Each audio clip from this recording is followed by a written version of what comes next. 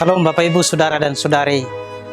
Kita kembali berjumpa dalam Sabda Saban Hari yang kami sampaikan dari Gereja Santo Paskalis Paroki Cempaka Putih Jakarta. Nah, hari ini kita memasuki hari Minggu biasa yang ke-16. Bacaan-bacaan suci yang akan kita dengar diambil dari bacaan pertama Kitab Kebijaksanaan bab 12 ayat 13, dilanjutkan dengan 16 sampai dengan 19.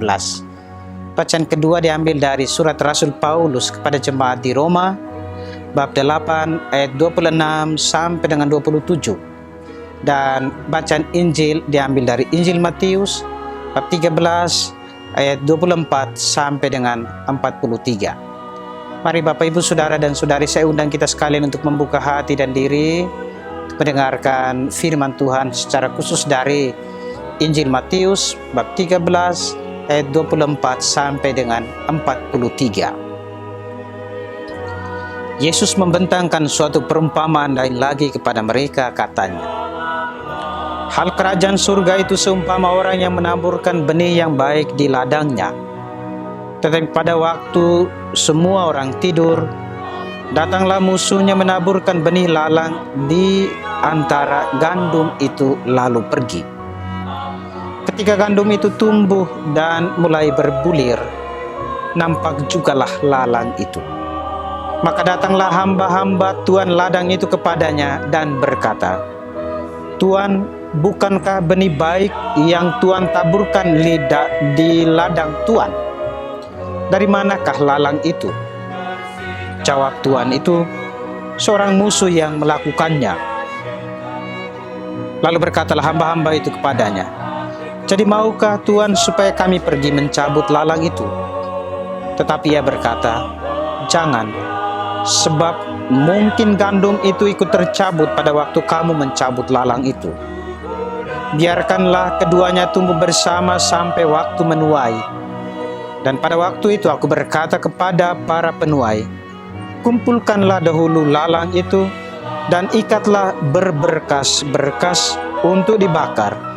Kemudian kumpulkanlah gandum itu ke dalam lumbungku.'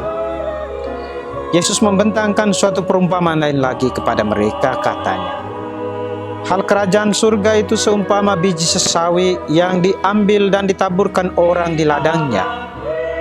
Memang biji itu yang paling kecil dari segala jenis benih, tetapi apabila sudah tumbuh, sesawi itu lebih besar daripada sayuran yang lain, bahkan menjadi pohon, sehingga burung-burung di udara datang bersarang pada cabang-cabangnya.' Dan yang menceritakan perumpamaan ini juga kepada mereka, 'Hal kerajaan surga itu seumpama ragi yang diambil seorang perempuan dan diadukkan ke dalam tepung terigu 3 sukat sampai khamir seluruhnya.' Semuanya itu disampaikan Yesus kepada orang banyak dalam perumpamaan, dan tanpa perumpamaan suatu pun tidak disampaikannya kepada mereka, supaya genaplah yang difirmankan oleh Nabi, 'Aku mau membuka mulutku mengatakan perumpamaan. Aku mau mengucapkan hal yang tersembunyi sejak dunia dijadikan.' Maka Yesus pun meninggalkan orang banyak itu lalu pulang. Murid-muridnya datang dan berkata kepadanya, 'Jelaskanlah kepada kami perumpamaan tentang lalang di ladang itu.'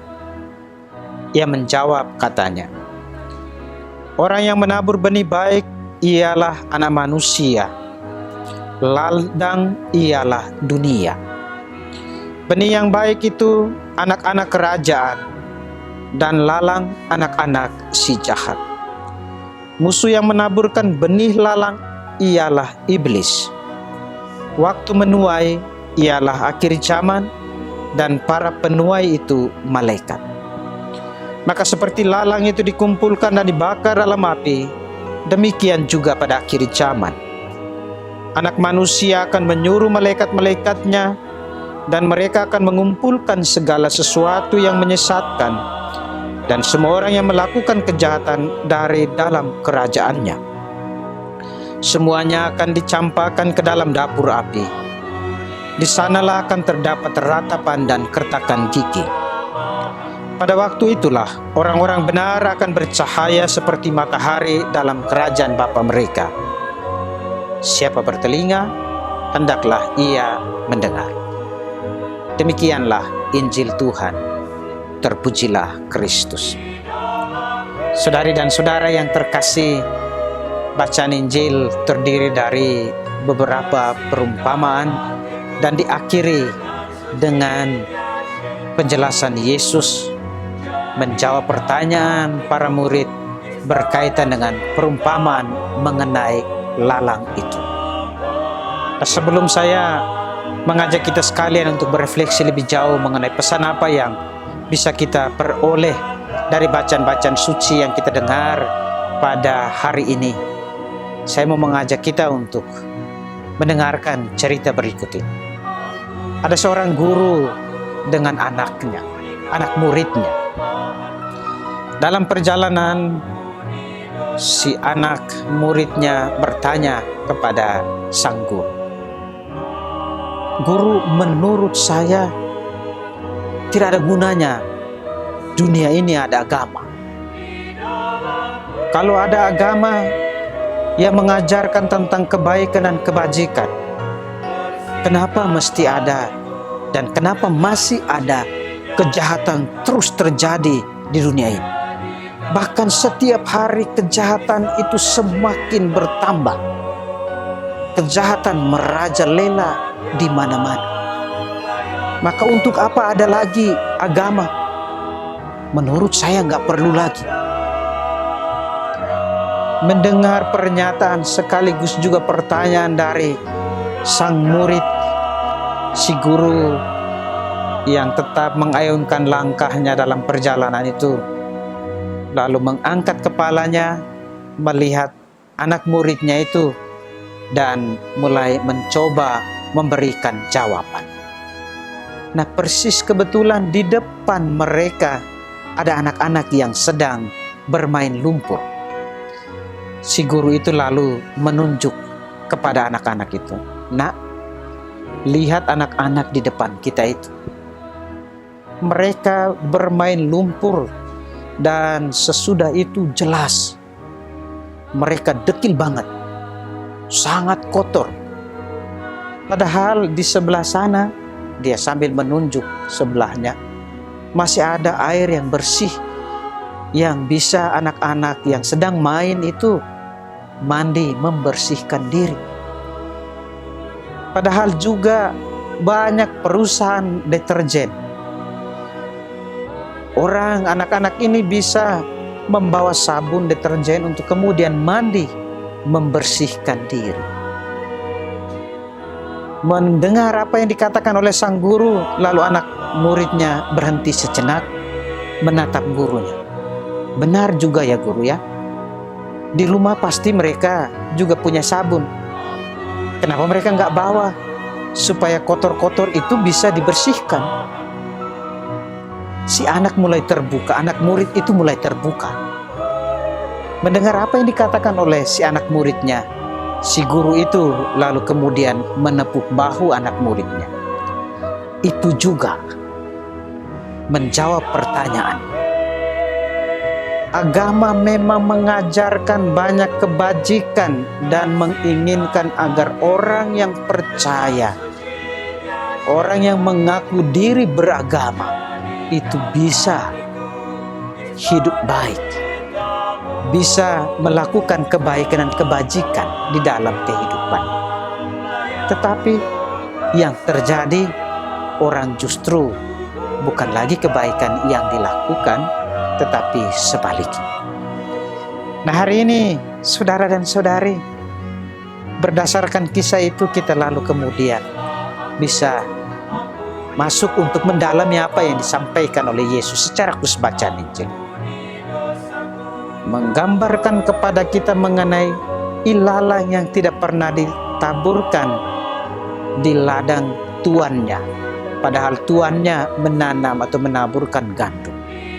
Tetapi ilalang itu tumbuh di tengah gandum di ladang itu. Gambaran yang jelas bahwa kejahatan itu ibarat ilalang yang tumbuh bersamaan dengan kebaikan, ibarat gandum yang baik yang tumbuh di ladang yang sama. Ladang itu apa? Ladang itu adalah manusia, diri kita. Antara kebaikan dan kejahatan itu tumbuh bersamaan di dalam diri kita. Bahwa tidak bisa kita pungkiri, di dalam diri kita itu ada kebaikan, ada rasa, ada solidaritas, ada kesabaran, ada kerendahan hati, ada pula belas kasih dan cinta, dan lain sebagainya. Kebajikan-kebajikan atau kebaikan-kebaikan yang ada pada kita. Tetapi di lain pihak ada pula kejahatan yang bercekokol dan tinggal serta berdiam di dalam diri kita. Kebencian, iri hati, dendam, amarah, kesombongan, dan lain sebagainya.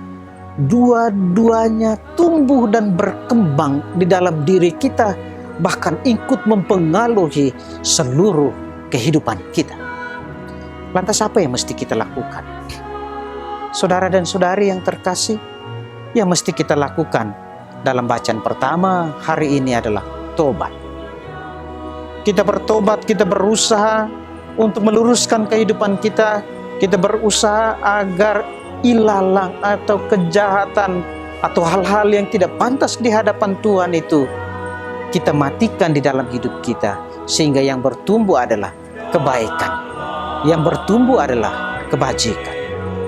Benar bahwa kita itu sulit, bahkan gagal ketika memulai usaha dalam diri kita untuk tinggalkan kejahatan atau dosa atau kekelaman, keterbatasan, kelemahan diri kita yang tadi dalam gambaran itu disebut sebagai ilalang. Tetapi hal itu tidak mengurangi kebesaran dan kasih Allah kepada kita.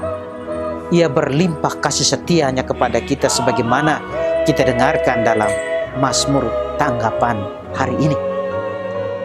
Bacaan kedua mengatakan bahwa Roh Tuhan akan membantu kita mengatasi kelemahan kita. Maka jangan pernah menyerah. Jangan pernah putus asa untuk mencoba dan terus mencoba bangkit, mengalahkan kelemahan diri, mengalahkan dan mematikan kejahatan yang bercokol yang tumbuh di dalam diri kita. Kita berusaha melalui Roh Tuhan, bantuan Roh Tuhan, agar kelemahan diri kita itu diatasi, sehingga yang ada adalah kebaikan, yang ada adalah gandum, yang ada adalah kebajikan. Bacaan Injil dengan jelas mengatakannya kepada kita sekalian, saudara dan saudari. Allah begitu luar biasa. Dia tidak membiarkan mereka yang bekerja di ladang itu memusnahkan ilalang. Dia sabar menanti kita yang mau bertobat. Ia begitu luar biasa. Maka saat ini saudara dan saudari, bangkitkanlah dalam diri saudara dan saudari komitmen untuk bertobat, karena Allah yang luar biasa sabar menanti kita. Bangkitkanlah komitmen di dalam diri untuk tinggalkan kelemahan, untuk tinggalkan iri hati, kebencian, dendam, amarah, sombong, dan lain sebagainya. Itu tidak pernah akan mendamaikan dalam diri kita, hanya akan membuat kita menjadi pribadi yang tidak tenang, dan resikonya atau akibatnya akan dialami oleh sesama kita. Mari saudara dan saudari, kita bertobat kembali kepada jalan Tuhan, kembali menumbuhkan kebaikan-kebaikan dalam kehidupan kita. Tuhan yang sabar menguatkan, menopang, dan memberkati kita. Oleh karena itu mari saudara dan saudari, buka hati dan diri kita untuk menerima berkat Tuhan. Tuhan yang Maha Kasih, Maha Penyayang, Maha Sabar, melimpahkan berkat-Nya kepada saudara dan saudari, Bapa dan Putra dan Roh Kudus. Amin. Terima kasih.